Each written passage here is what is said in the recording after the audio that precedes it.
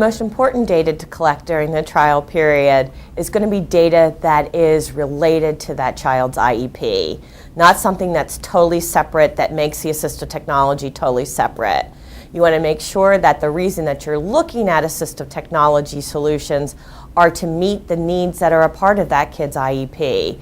So if I have a student that has goals that they're trying to reach in the area of reading, how will this technology meet those goals, or how will it help facilitate them in learning those goals? How will this technology help facilitate their participation and learning these goals so that the technology isn't so unrelated to what the child is doing academically? And I think that's an error that people commonly make, is they look at assistive technology as something totally separate that they have to measure from the kinds of academic gains that a child's doing.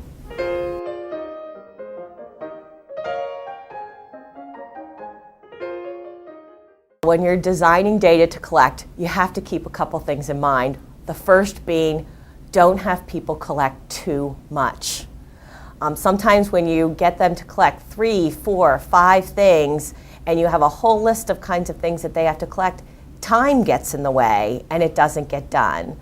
So I rather have 2 or 3 very good measures for people to collect than 6 or 7 that kind of fit into somebody's schedule when it does. So I try to cut down on the number of pieces of data that they have to collect. So that's one of the first things. The second thing is, if you're looking at data specifically at products, you might want to look at it not just from a quantitative view of how fast does it make somebody, how many accurate hits of a keyboard keystroke that they're doing, but you also want to look at the quality of their work. Can you archive handwritten results against technology written results?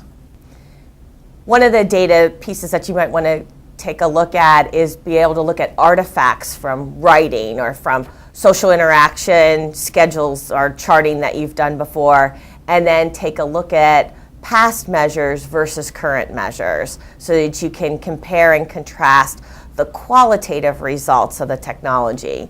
When looking at tools themselves, another piece of data that you collect as you made decisions about what tools you were going to trial, you made a list of features or things that you were considering that you needed this technology to do. So if you create a simple matrix that has columns that list those features or those considerations, you're looking at something to make somebody be louder or to have them speak beyond a one-word sentence, might be examples. And then on the other part of the matrix, to create a list of the products that might possibly meet those. You can go through the products and look at those up against every item that you thought was important. Does it have that? Does it not have that? That might be able to help you cut down on the list of things that you trial. And then from that, after you've trialed something, take a look back at those same considerations and those same features and rate them. On a scale of 1 to 10, what did you think about the voice output? On a scale of 1 to 10, what did you think about the ability for this to have them speak beyond a one-word sentence? So you can have a rating right when it's fresh in somebody's mind and compare that to something that they might be using for the next 4 weeks.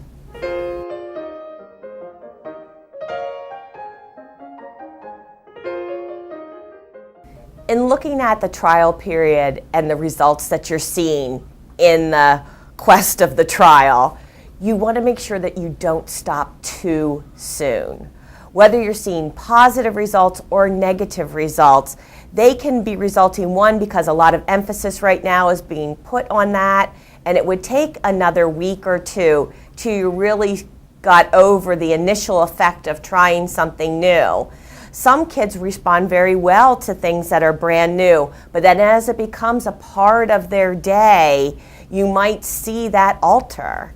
The other thing that happens sometimes with assistive technology is that there's so much of a learning curve when you're first starting out with it, and that overwhelms the situation, and it might give you kind of those false negative results in that you think it's not working, but but you really haven't given it long enough.